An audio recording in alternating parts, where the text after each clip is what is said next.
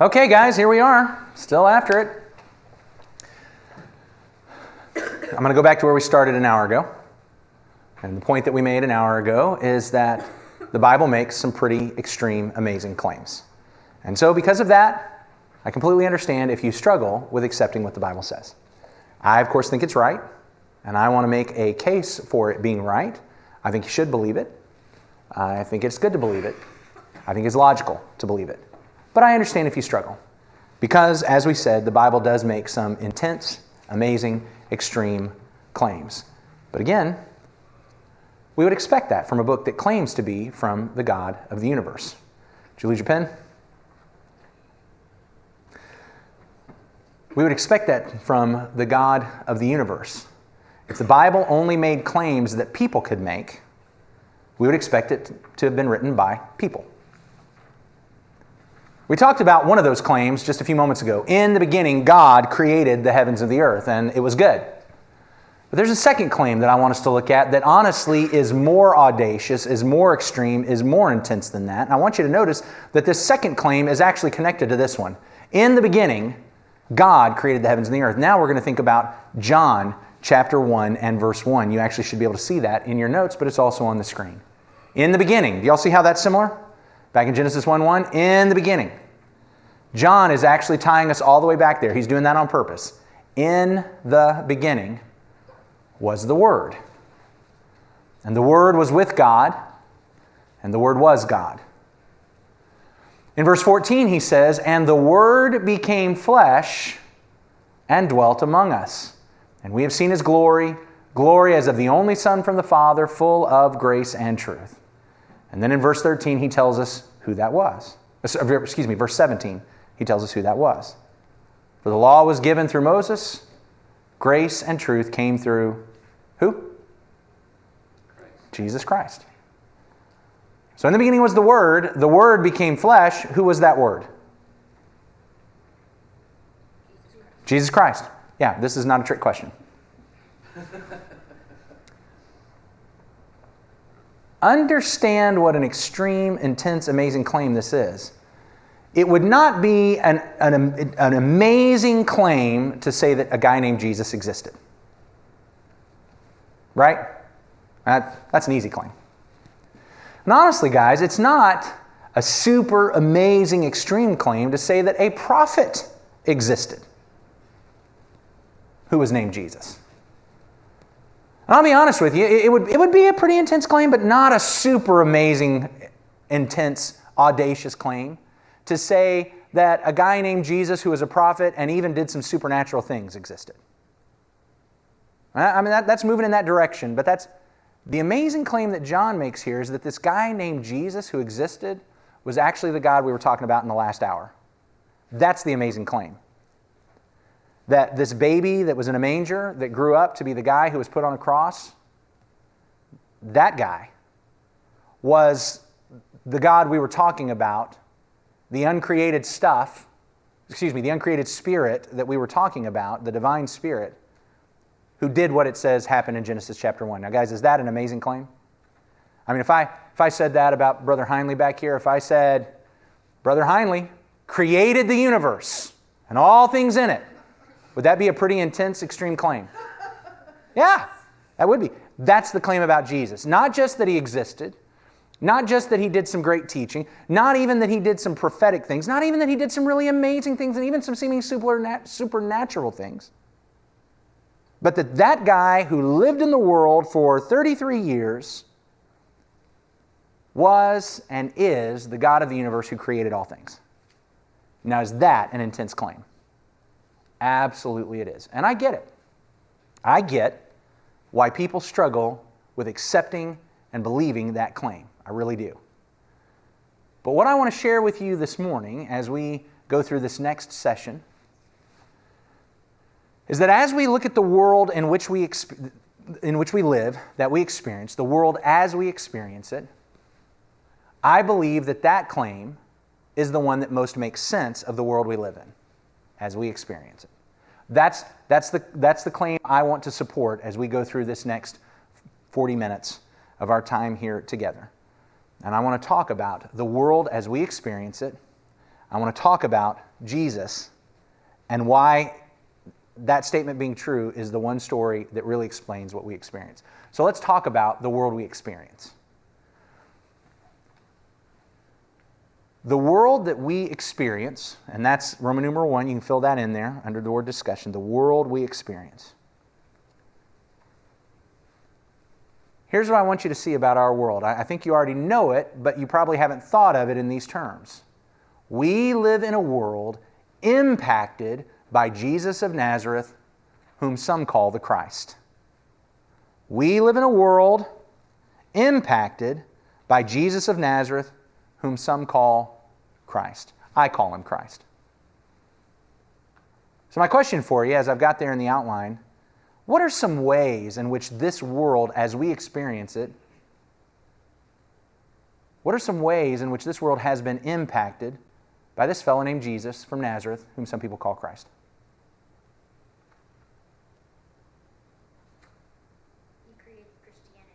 Okay, so we have Christianity. We have a world religion that has basically, it is the largest religion in the world.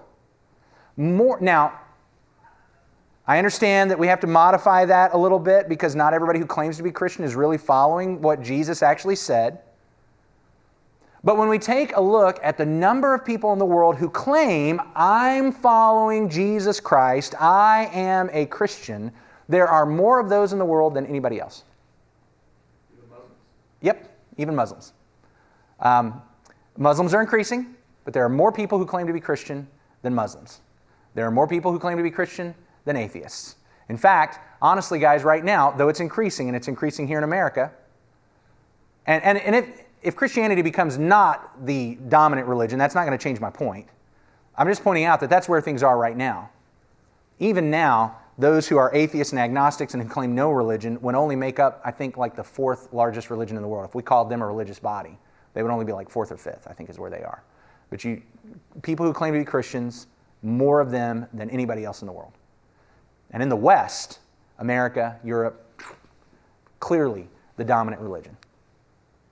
Even if it was only in second place, we'd still have to say, wow, what an amazing thing.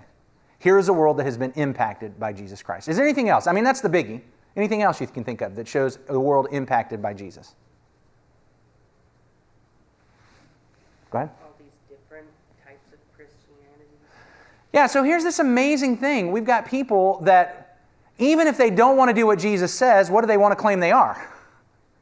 I'm a Christian. They want to anchor back to that. So that's an amazing thing. Here's this world that is so impacted that even if I don't want to actually do what he says, I want to act like I'm doing what he says. What were you going to say? America. Why do you say that? Well, because the whole reason was because they weren't. Okay, so you had a whole bunch of people that it's impacted politics. It's impacted politics. It's impacted national geographic borders. Go ahead. Impacted our pledge. Impacted our pledge. Even here. Our money. Yeah, in God we trust. All of that is there. So we see all of these impacts. I tell you what. Have you ever heard the phrases, well, that happened in 537 BC. And that happened in 2019 AD. You heard that? You remember what BC stands for? Before Christ. And you know what AD stands for? Anno Domini, which means what? In the year of our Lord. Yeah, that AD comes from the fact that historically the way things were dated was based on the year that the king came into ascension. Why, it's the 15th year of King Nebuchadnezzar.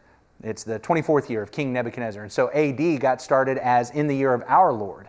They changed the dating system. I will tell you, and you may have seen this already because it's becoming more and more popular, people are changing it to BCE and CE. Have you seen that? Yeah. They're trying to erase that influence of Jesus. Okay? And BCE stands for before Common Era. Okay, go ahead. You going to say what they stand for? Full Common Era, and then there is the Common Era. Common Era. And we're supposedly in the Common Era. But you know what they are not able to change at this point? They can change how they're going to describe it, but what's it still anchored on? Still anchored on the life of Jesus. And yes, one of these days somebody's going to point out to you that the guy who set that up got the dates wrong, and 0 AD is not the year Jesus was born. He was actually born in like 4 BC. He got it wrong. I get that. But what did he base it on? It's still based on Jesus. World history is divided here in the West around the life of Jesus Christ. And they can change it from BC to BCE, and they can change it from AD to CE, but world history as we know it is still centered around the life of this fella. Do we live in a world that is impacted by this guy named Jesus who grew up in Nazareth, who was a carpenter, who died on the cross, whom some people call the Christ? Do we live in a world impacted by him? Yes, we absolutely do. We cannot deny that. And so the question we have to ask is, how on earth did that happen? How did it happen that this fella had that much influence on the world? And even if his influence starts to diminish, which I feel like it is, but even if that's the case, we still have to ask, how did it happen that this guy has that kind of influence? That's what I want to share with you. Here's the thing we need to know about. Jesus is the one person in all of history that is in three separate groups. We're going to talk about these three separate groups. So if you look at letter B there, Jesus is the only person in all of history to be in three groups of people at the same time. Nobody else. Jesus is a uniquely singular, individual person who is in three groups of people, and nobody else is like that. Here's the three groups of people. Jesus is first in the group of those people who claim to be divine. So just real quick, is there anybody in this room who is in that group of people? Anybody in this room claims to be divine? Other than we talked about Brother Heinley a few minutes ago, but that was me claiming that, not him, right? There's nobody in this room that claims that. Have there been other people than Jesus that claim to be divine? Yeah, so Jesus is not the only person who's ever claimed to be divine.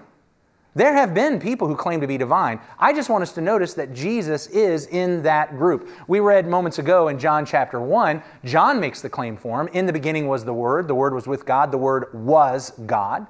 Then he goes on in those verses to point out that he's talking about Jesus Christ. Some people would have us believe that Jesus himself never actually made that claim, but that is not true. Jesus actually does. And there are a lot of things throughout Scripture that makes that claim, but I think one of the most powerful and important ones we find in John chapter 8 and verse 58. In John 8:58, we've got, and this is on your notes here, Jesus said to them, "Truly, truly, I say to you, before Abraham was, I am." Does anybody notice what's wrong with that statement, I am? Why is that messed up? What's messed up with that? Because speaking grammatically correct, it would be I was. Yeah, so to be grammatically correct, it should be I was. Before Abraham was, I was. What's he say? Before Abraham was, I am. Huh. Well, that's weird. I mean, I guess it could be that he just doesn't understand grammar. Now, obviously, he didn't say this in English, but the same would still be true whether it's in Greek or Aramaic or Hebrew. It's a mismatch. It's a problem. Can anybody, some of you might know, but if you don't, it's not a big deal. Can anybody guess why he said it like that? Go ahead. Because God has no beginning, so he couldn't have been. Okay, so there's no beginning, there's no end, he just is, and so there's this explanation of I am self-existent. Because of eternity, there is no beginning and end to eternity. Okay, no beginning and end to eternity. Go ahead. To point out that he's focusing on eternity rather than human life. Okay, so all of this is here. There's no beginning, there's no end, there's no I was, there's no future. I am, I'm just self-existent. Does that sound like anybody else we've ever heard about in the Bible? It's another word for God. Okay, it's another word for God. Why do we know that's another word for God? Because God says I am. Because God said, I am. Remember back in Exodus chapter 3 and verse 14? And Moses, you may not remember the verse, that's okay, but I bet you guys know, some of you at least know the story. Remember Moses sees the burning bush? And he says, Moses, I want you to go deliver my people. And Moses said, hot dog, I'm on my way. Is that what Moses said? What did Moses say?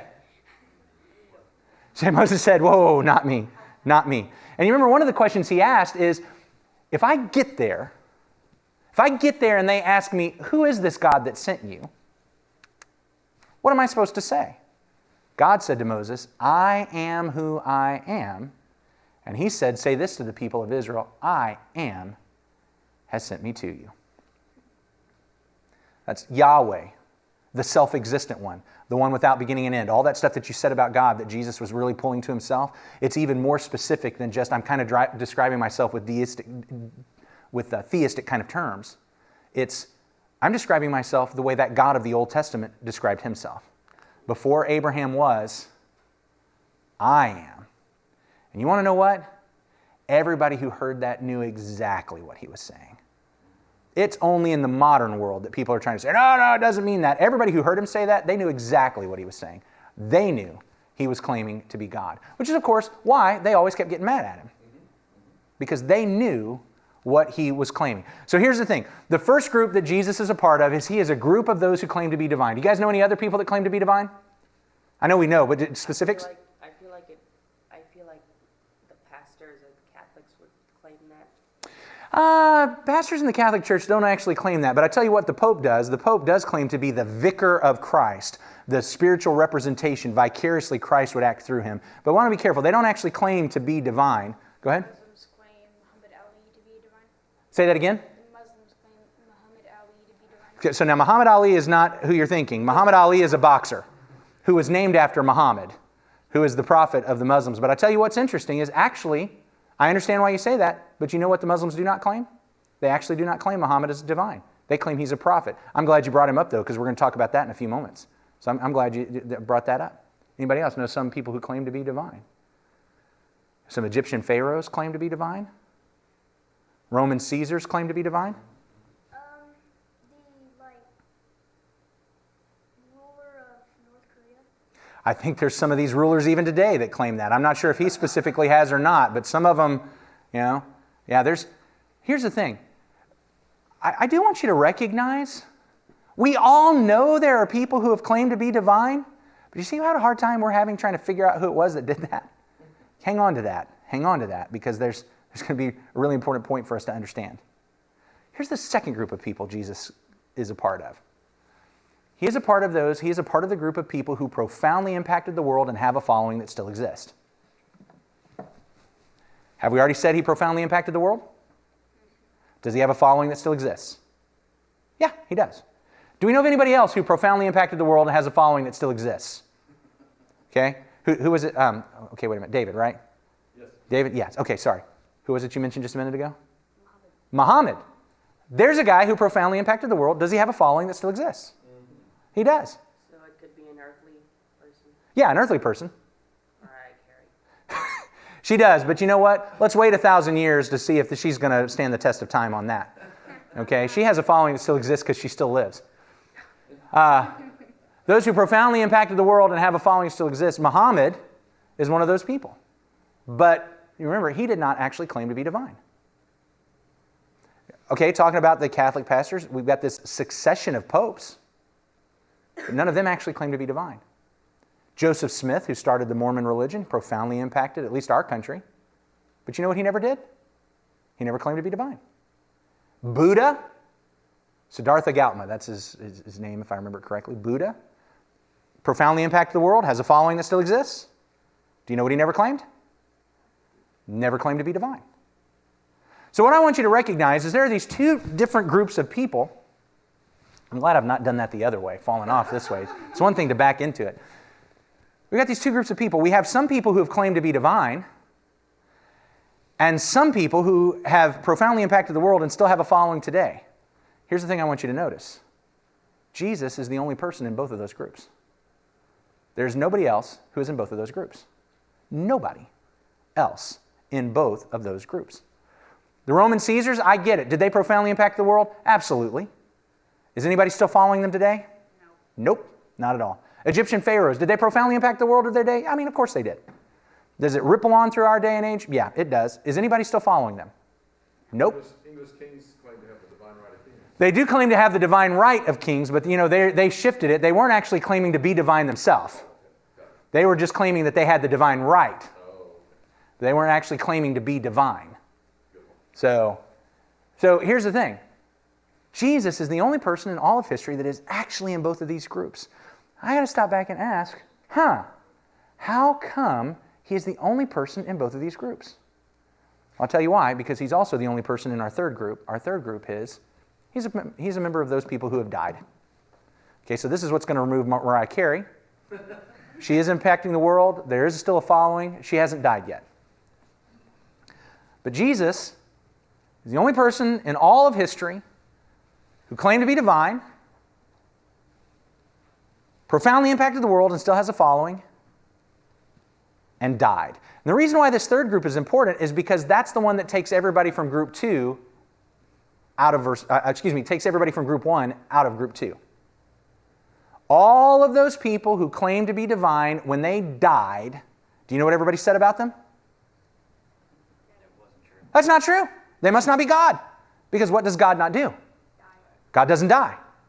This is another one of those things, I have to be really careful. This is a movie I saw as a kid, and I saw it as a kid on television where they edit it, so I can't necessarily talk about what the original movie was like. I think it's probably okay to watch. It's a movie based on a story by Rudyard Kipling. It's called The Man Who Would Be King. It has Sean Connery and Michael Caine in it.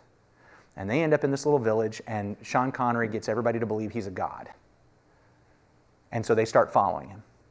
And he gets, I can't remember if it's the princess or whoever, some high up family's daughter to marry him. And she gets mad at him one night and she slaps him. And when she slaps him, it cuts his face and he starts to bleed. And you know what everybody realizes about this fellow? He must not be God. And so they put him out on this rope bridge above this gorge. See, you don't have to watch the movie now. They cut the ropes and they let him fall. And you know what he does? He dies. He dies. Because he dies, you know what everybody knows about him? He's not God. He's not God. So that's a really fascinating thing. This is what I hope we recognize. Get the intense claim that we have here. Jesus is the only person in all of human history that said, I am God. Not only am I God, I'm that God of the Old Testament who did all of those things, who spoke to Moses, who delivered Israel, who called Abraham, who thundered on Mount Sinai, who created the world. I am that God. That's what he claimed. And then he died. He's the only person in all of history that continued to have a following that is still impacting the world today. Are you grasping? That's the world we live in. We live in a world where there was this one guy in all of human history that pulled this off. Nobody else has ever pulled this off. Have there been people that profoundly impacted the world that still have a following? Yeah. Have there been people that claim to be God? Yes. But he's the only one that's been both and died. Are you with me? That is an important thing for us to grasp. So, by the way, I want to point out what this means. Gamaliel himself, we actually have Bible verses that talk about how important this is. In Acts 5:36, the apostles have been arrested. Some of the Jewish council want to execute them. Gamaliel, one of the council members, says this. Before these days, he's warning the council. Acts 5:36. This is under number 3 there. Before these days, Theudas rose, claiming to be somebody. Now, I don't know exactly what that meant about his claim, but whether he was actually claiming to be divine or divine right of king or, I am God's church. He's claiming something. And a number of men, about 400, joined him. He had a following. He was killed. What happened next? What's it say? All who followed dispersed. Why? Because what did they learn? He said he was something, but he must not be something. Right? It's not the only one. He goes on and tells about this guy named Judas the Galilean.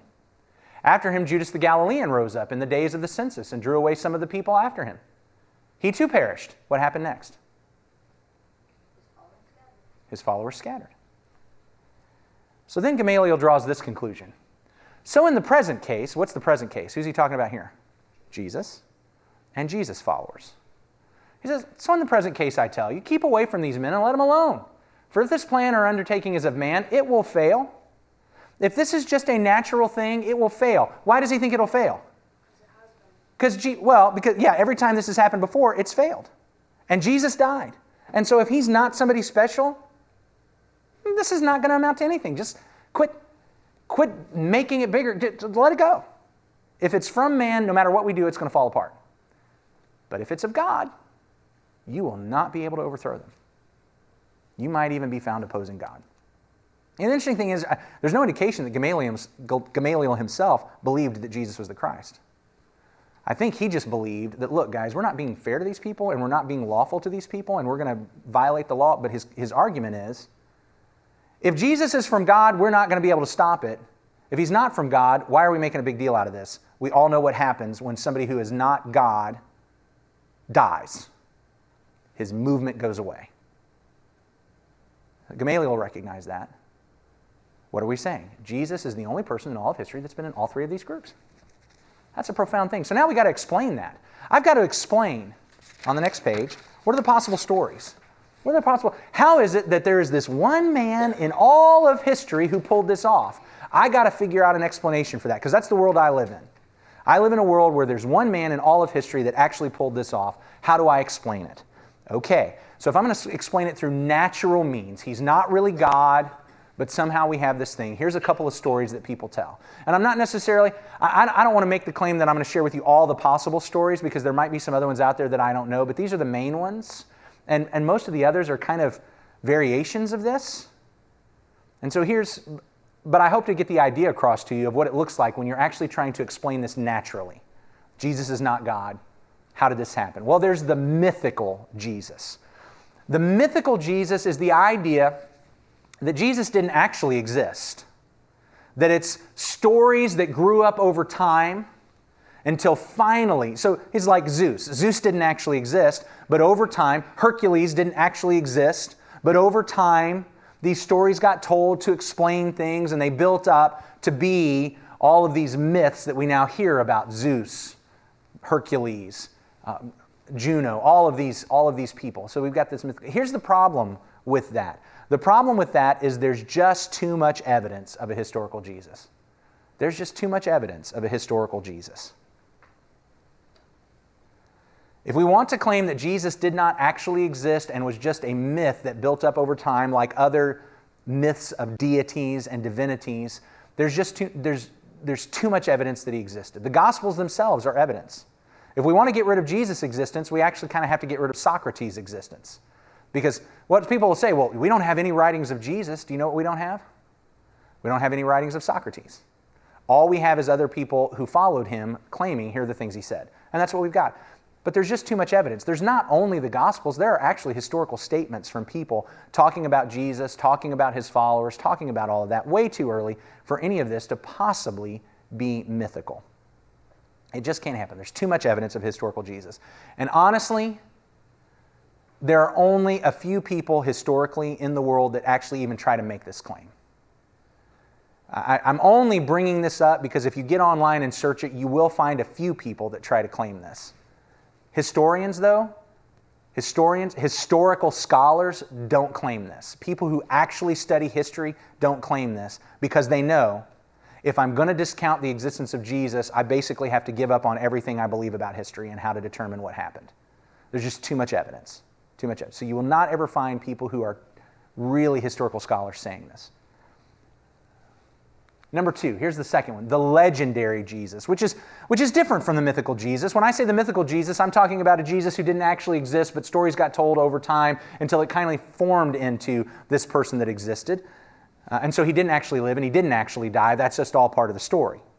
The legendary Jesus is that a guy named Jesus actually lived. It's like what we believe about King Arthur and Robin Hood. Most people believe that somebody actually existed. And a story got told, and then it got changed, and it got added to, and you've got hundreds of years until now you've got this entire legend of these men. And so there are going to be people who say that about Jesus. Well, yeah, there was a guy named Jesus who existed. He really did live in history. There's a whole group of people called the Jesus Seminar that are saying what we're going to do is we're going to sift through all the evidence and we're going to find the actual historical Jesus. But we need to understand that his story got told over and over and over by more and more people, and it grew. You know, he was just a carpenter who taught some cool things, but he didn't do any miracles, and he definitely didn't rise from the dead, and he never claimed to be God because he wouldn't do that. But over time, his followers told the story again and again and again and again. It got bigger and bigger and bigger and bigger and bigger, and so now we have this legend of Jesus. The main problem with that, and I forgot to put in a place for you to fill this in, but you can write this wherever you want. The main problem for that is there's just too little time to create a legend. There's too little time for this to create a legend because we know when the claim is that Jesus lived, and we know when things started being written about him and all these claims. And it's one generation. The legend of Arthur, the legend of Robin Hood did not grow in one generation. It grew over multiple generations.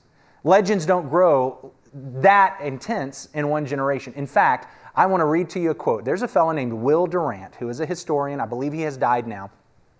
He was not a Christian. He did not believe Jesus, but he's a historian. And here's what he says. In fact, you've got it in your notes also. that a few simple men, Matthew, Mark, Luke, John, should in one generation have invented so powerful and appealing a personality, so lofty an ethic, and so inspiring a vision of human brotherhood would be a miracle far more incredible than any recorded in the Gospels. After 2 centuries of higher criticism, the outlines of the life, character, and teaching of Christ remain reasonably clear and constitute the most fascinating feature in the history of Western man. I'm going to put that quote in a little bit of context, because before he said that, he talks about the Gospels contradict each other. He says the Gospels include stories that, I don't know why that story's there. There's some questions that we have a hard time answering. And he's wrong about them contradicting, but he is right that there are things that we struggle with on that. He just assumes they're contradictions because he doesn't believe. We can answer those, we can answer all of them, and see that they're not contradictions. But he's actually going through, look, I don't believe that Jesus is God, the Bible's not true, but wow, as a historian, here's something I have to claim. Jesus is historical. This is not a legend. Matthew, Mark, Luke, and John were not people who were recording these things after legend. This happened in one generation, and for these men to make up the story is more of a miracle than any miracle that the Bible says Jesus did. Do you catch what that guy's saying? So if I want to claim that what we've got is some kind of legendary thing, I've got a problem. There's just not enough time. And because there's not enough time, what I realize is if I want to claim this happened naturally without miracles, but if the Bible is just record of legend, that can't work. That would be more of a miracle than anything in there. This is a historian saying this, and not a biased historian. If he's biased in any way, it's against Christianity. That's pretty impressive. Not enough time. So the mythical Jesus doesn't work. The legendary Jesus doesn't work. I realized today I probably should change this next one. I should call it the manufactured Jesus, but what I have it called here is the Pauline Jesus, the Jesus that was made up by Paul. Because really, there's a lot of people that claim different folks made things up. The main one that people have is that Paul actually started Christianity. That Paul is the one who really manufactured Christianity. He adopted this story of Jesus and he made Christianity what it is today. And so that's why I chose this. But we might say the manufactured Jesus or the Pauline Jesus. Paul made it up. Some folks might say that it was Peter. Some folks, when you get into these histories, will talk about the fact that they say, oh, Paul and Peter were at odds with one another, so they were competing Christianities. But number one, that's not true. Paul and Peter were not at odds with each other, at least not about the basics of Christianity. But even if there was some at odds, it wasn't about the nature of Jesus and who he was. It might be about how Jewish Christianity was supposed to be. That's the most we can get out of any back and forth that they had. There was no disagreement about who Jesus was and what he claimed to be. And so this idea of the manufactured Jesus. Already we have the problem with the legendary Jesus. We've really already answered this, but it's enough different that I wanted to go ahead and stretch it out and see it as another possibility that Paul comes along and takes this thing and makes up this story. Here's what I'd like to share with you, though. If Paul made it up, why would this be the story he made up? See, the problem is the only reason this argument works for us today, or we think it works, is because we see a bunch of hooligans and false teachers and frauds who get into religion and they use religion to make a lot of money. We see that on TV. We see Benny Hinn's, we see Creflo Dollars, we see all of these jokers who get out there and make these crazy claims, and they're doing it just to make money. Joel Osteen, and so in our mind we say, well, yeah, somebody could do that. They're doing it today.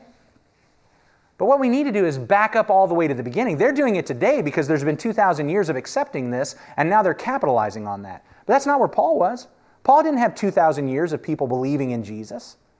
If Paul made it up, go all the way back to that and now ask, okay, in his day and age, if he made it up, why would this be the thing that he made up?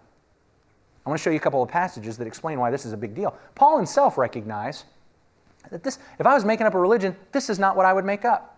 I want to show you these passages. 1 Corinthians chapter 1, verses 21 through 23. This is letter C, number 1.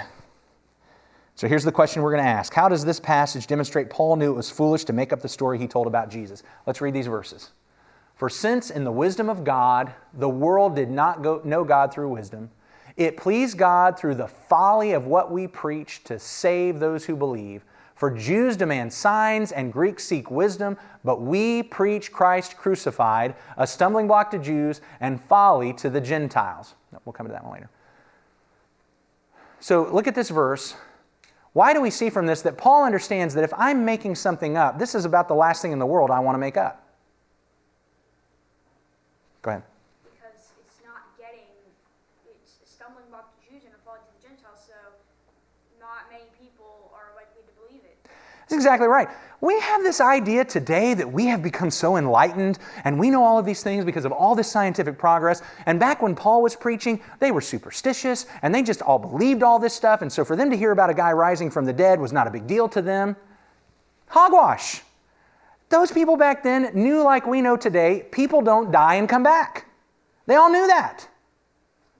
They all knew that. You want to know what else they knew? Gods don't die. Gods don't die. And so Paul is pointing out, look, this message I'm preaching, it's a stumbling block to the Jews, it's folly to the Gentiles. If I was going to make something up, this would not be the thing I would make up. Because if it's made up, it's not going to go anywhere. Sorry, I'm getting loud. I know we're all just right here. It just blows my mind. It blows my mind. Here's another passage. All right, let's talk about this one. Chapter 11, verses 23, in 2 Corinthians chapter 11, verses 23 through 28. Here's our question we're going to ask.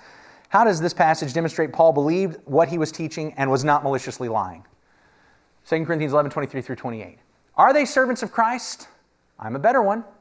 I'm talking like a madman, with far greater labors, far more imprisonments, with countless beatings, often near death. 5 times I received at the hands of the Jews the 40 lashes, less one. 3 times I was beaten with rods. Once I was stoned. 3 times I was shipwrecked. A night and a day I was adrift at the sea, on frequent journeys, in danger from rivers, danger from robbers, danger from my own people, danger from the Gentiles, danger in the city, danger in the wilderness, danger at sea, danger from false brothers, in toil and hardship, through many a sleepless night, in hunger and thirst, often without food, in cold and exposure, and apart from the other things, there's the daily pressure of my anxiety for all the churches. So, how does this passage demonstrate to us that Paul didn't believe he was making it up. He really believed what he was telling, and he wasn't maliciously lying. I will go back here since you answered the last one. Go ahead. Because he went through such intense, hardship that it would make sense for anyone to go through all those things for something they just made up. Yeah. Because he wouldn't receive anything worth it. You know what, guys? I can get it that somebody might make up a religion if they think it's going to make them a world leader and get people to follow them and get them all kinds of women and wives and money and followers. I can get it. I can get that. So maybe Paul made it up.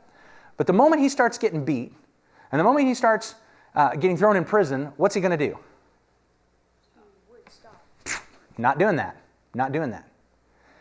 And you know what? I do kind of want to point out one specific thing on this one. Let's see here. Is there a... Yeah, let's see if we can show this. Do you see this one? Danger from false brothers? Even people in the religion were causing him a problem. So it's not like I've become this great leader of all these people and they all just follow me blindly. He's got problem with folks, even false. I mean, that's an amazing thing here. So Paul made it up. I mean, here's what we've got is Paul's either crazy because he believes it and he's experiencing all this stuff. He's either crazy, delusional, or he's just a straight up liar. And there's nothing in this that would suggest a liar. And the reality is you don't know a crazy person that exists who's been able to write the things that Paul's been able to write. There's nobody that looks at what Paul has written. I mean, when people are crazy, you know they're crazy. I'm about to tell a story I shouldn't tell. Never mind. I've met some crazy people. When crazy people talk, it's crazy talk. Okay? That's not what we see with Paul. Paul's not making this up. Paul's not making this up. What does Paul tell? Paul's telling you, look, if there was something I was going to make up, it would not be this. It would not be this. And what he tells us in that is that the thing that they're teaching was not popular. It was not just acceptable because it's how people thought. It was going against the grain. And what happened? Where does this leave us? Despite all of that, despite the fact that, look, Jesus had to exist, claimed he was God, but died, and people are still following him. It couldn't have just been made up, couldn't have just been some legendary thing. Something had to happen. Something happened that has us in this situation where this guy is in all three of those groups, and he's the only person in all of history who's ever been able to do that. And the thing that he got started was opposed to everything he ever believed. I mean, the thing that he was saying the Jews didn't like, the Gentiles didn't like. But what ended up happening is a whole bunch of them ended up believing it. And they ended up believing it so much that they acted like Paul and were willing to die for it. What an amazing thing that is. Where does that leave us? You have to ask the question. If what the Bible says isn't true, how do you explain Christianity? How do you explain it? I mean, I can explain Islam. There was a guy who developed some followers, and he killed and executed a bunch of people, and he conquered a bunch of towns, and he wrote a couple of books, and everybody has decided to follow it. That makes sense to me. I can say the same thing about Joseph Smith. Here's a guy who got some followers, he wrote a book, and people still follow it. But how do you explain that there was one guy in all of history who said, I'm God, he died, and his movement didn't fall apart? How do you explain that? That's the question we have to ask. That's the question. And here's the thing. If you dismiss Christianity as just a natural occurrence, if you say, well, I mean, Edwin, this is just natural. I mean, it's really no big deal. Then why hasn't it happened more often? Why hasn't it happened with more people? Why aren't there more people out there who have claimed to be God that developed some following and then they got executed and the following still exists and impacts the world today? If it's just natural, if it's just the thing that happens, if it's the thing that you would expect to happen, why hasn't it happened even one other time? Why hasn't it happened even one more time? This is the only time in all of history that it's happened. For me, my answer to that question is it's not a natural occurrence. It was a supernatural occurrence. The reason why it is absolutely, utterly singular and exceptional is because it was a supernatural occurrence. There were people who met Jesus, who saw him die, who saw him live again. And they were so moved by that they were willing to behave like Paul. And they did some things that were so convincing that even though Jews thought it was a stumbling block and Greeks thought it was foolishness, some of them saw such supernatural, amazing things that they decided it was true also. And they started following it and they started passing it on. And that's what the Bible claims. The Bible claims that there are people who witnessed it, and it moved them and impacted them so much it changed their lives. And then they went and told other people, and they did some things that were so amazing that it impacted their lives and caused them to believe it. And it got to this momentum that then it started progressing on and started taking over the world. Even though today we don't see those miracles. We don't, nobody's raising people from the dead now. Nobody's healing the sick now, despite what people claim. Not supernaturally anyway. That's the Bible explanation for it. And if it's not a supernatural occurrence, why didn't it happen more than once? If it's just the natural thing. I mean, trees grow. How many trees have you seen? Seen a lot? More than one tree? More than one tree? Yeah. Why? Because that's a natural occurrence. How many babies get born? I mean, here we are. We're looking at several of us, right? Why? Because that's a natural occurrence. It happens more than once. Why did this only happen once? So here's the thing I want you to know. If the Bible is true, here's what it means. Someone loves you very, very much. It means someone loves you very, very much. And here's what I mean by that. If this statement is true, what the Bible says about Jesus is true, that he was the Word, he was God, he became flesh, then John 3:16 is also true.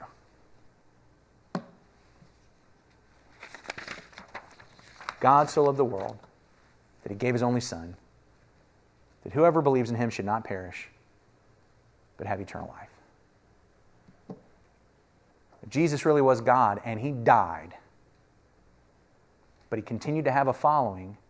It's because he was resurrected. Because people who just die, they don't keep a following when they claim to be God. People figure out they're bogus when they die. What happened?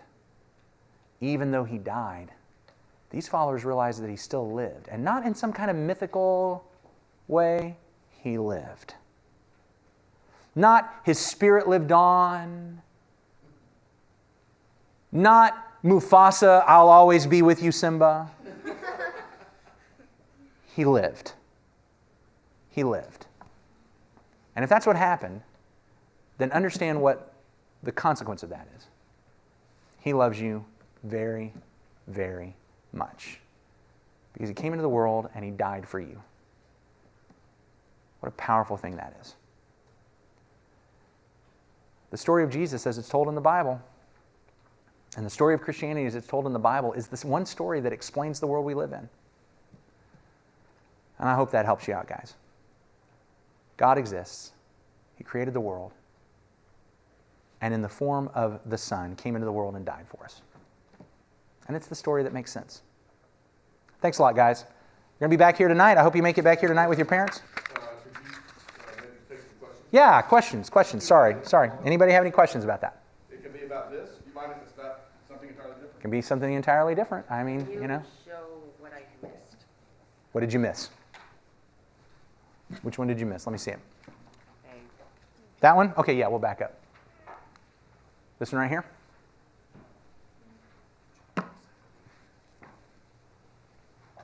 Sorry about that. I did move that one quickly because we were running out of time. Any other questions?